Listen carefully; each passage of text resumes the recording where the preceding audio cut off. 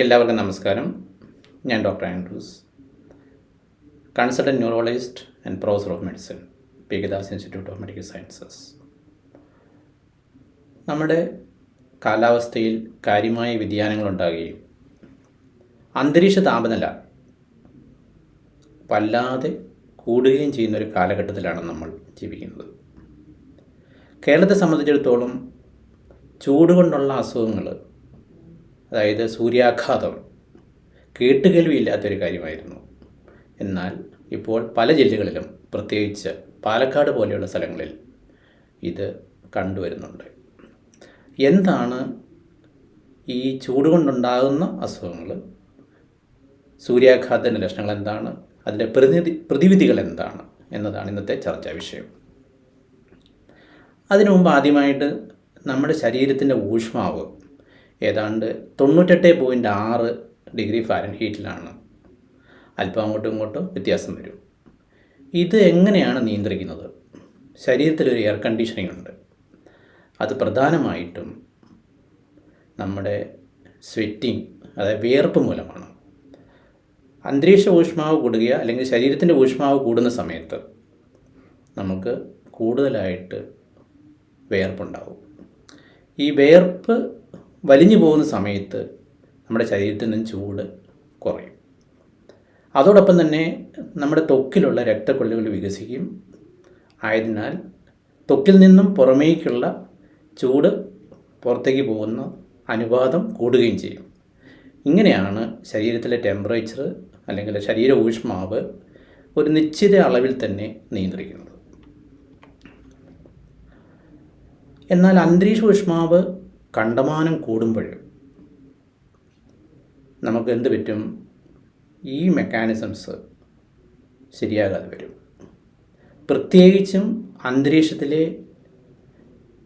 Humidity, അതായത് നമുക്കറിയാം, നമ്മുടെ കേരളത്തിലെ അന്തരീക്ഷത്തിൽ ഈ ഹ്യൂമിഡിറ്റിയുടെ അളവ് വളരെ കൂടുതലാണ്. ആയതിനാലാണ് കേരളത്തിൽ അതേ കാലാവസ്ഥയുള്ള സമയത്ത്, അതേ ടെമ്പറേച്ചറുള്ള നോർത്ത് ഇന്ത്യയിലോ അല്ലെങ്കിൽ ബാംഗ്ലൂരോ അതേ ടെമ്പറേച്ചർ ആണെങ്കിൽ പോലും നമുക്ക് ഇത്രയും ബുദ്ധിമുട്ട് അനുഭവപ്പെടില്ല. കാരണം അവിടെ ഹ്യൂമിഡിറ്റി കുറവാണ് അന്തരീക്ഷത്തിൽ. ആയതിനാൽ വിയർപ്പ് പെട്ടെന്ന് വലിഞ്ഞു പോവുകയും ശരീരത്തിന് ചൂട് കുറയുകയും ചെയ്യും.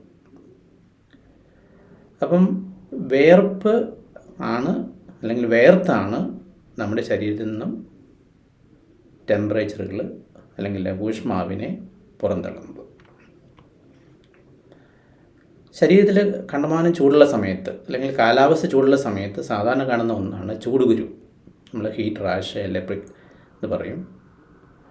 ഇത് നമ്മുടെ ശരീരത്തിലെ വിയർപ്പ് ഗ്രന്ഥികളുടെ അടയുമ്പോൾ അത് ചില കുമ്മളകളായിട്ട് ചൊറിച്ചിലോടുകൂടി ശരീരത്തിൻ്റെ വിവിധ ഭാഗങ്ങളിൽ അനുഭവപ്പെടുന്നതാണ്. ഇതാണ് സാധാരണ നമ്മൾ കാണുന്ന ആദ്യത്തെ ലക്ഷണം, ചൂടുകുരു. അടുത്തത് ഹീറ്റ് ക്രാംസ് എന്ന് പറയും. അത് നമ്മുടെ മസിലുകളെ കോച്ചി വലിക്കുക, പ്രത്യേകിച്ച് കാലിൽ, തുടയിൽ മസിലുകൾ, പ്രത്യേകിച്ച് പുറം ജോലികളിൽ ഏർപ്പെടുന്ന ആൾക്കാർക്ക്.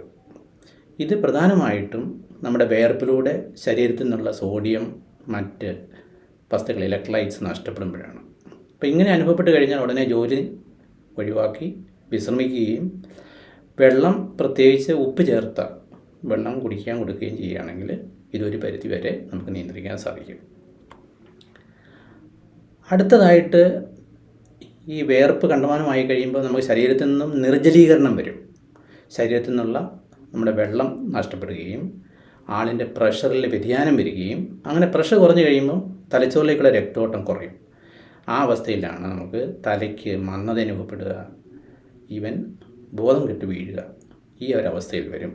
ഇങ്ങനെയുള്ള ആൾക്കാരെ എത്രയും പെട്ടെന്ന് ആശുപത്രിയിൽ എത്തിക്കുകയോ അല്ലെങ്കിൽ മെഡിക്കൽ സഹായങ്ങൾ തേടുകയോ ചെയ്യണം. ഇതോടൊപ്പം തന്നെ സംഭവിക്കുന്നൊരു കാര്യമാണ് ഹീറ്റ് എക്സോഷൻ എന്ന് പറഞ്ഞാൽ ഉദ്ദേശിക്കുന്നത് ചൂട് കാരണം നമുക്ക് കണ്ടമാനം ഉണ്ടാകുന്ന ബുദ്ധിമുട്ടാണ്.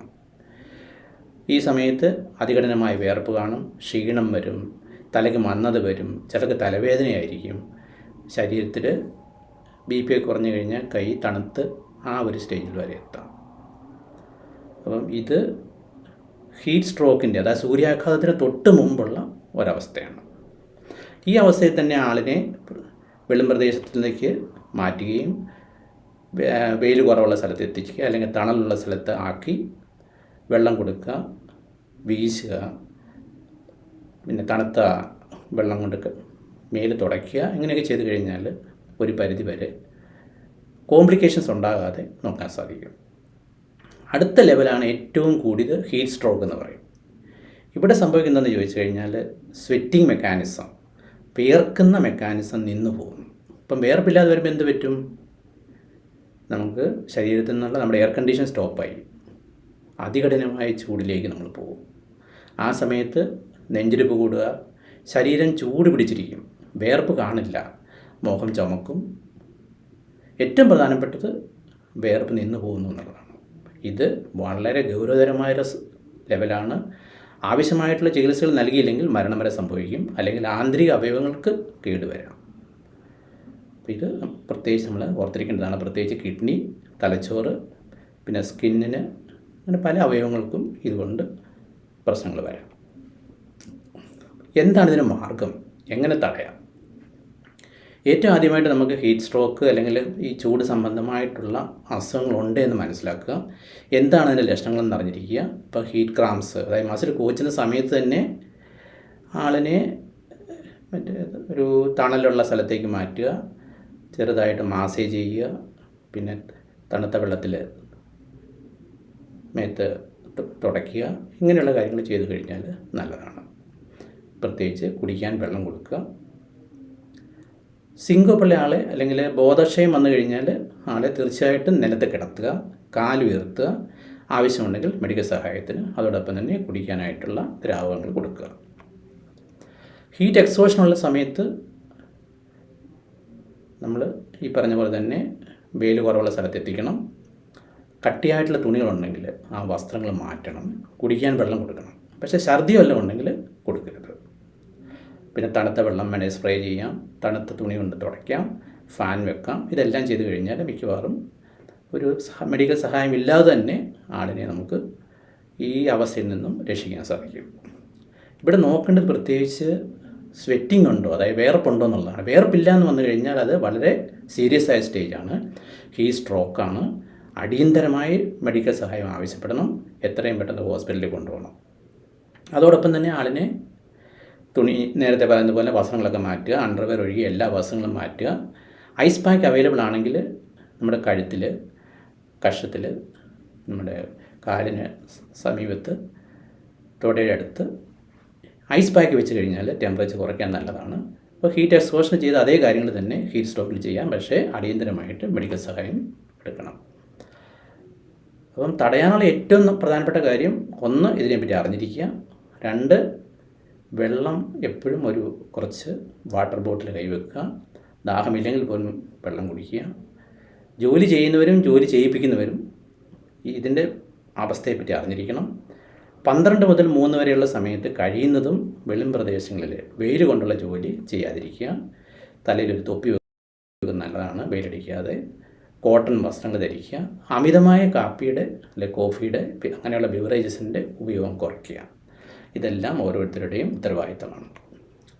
നമ്മൾ അറിഞ്ഞിരിക്കേണ്ടത് ഇത് തടയാവുന്നൊരു കണ്ടീഷനാണ്.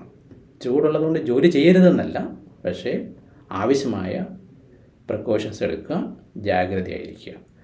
ഇത് മനുഷ്യർക്ക് മാത്രമല്ല മൃഗങ്ങൾക്ക് സംഭവിക്കാം. അതുകൊണ്ട് മൃഗങ്ങൾക്കും ആവശ്യത്തിന് വെള്ളം കൊടുക്കുന്ന കാര്യത്തിൽ ശ്രദ്ധിക്കുക. ഈ വിഷയം നിങ്ങൾക്ക് ഇഷ്ടമായെന്ന് വിചാരിക്കുന്നു.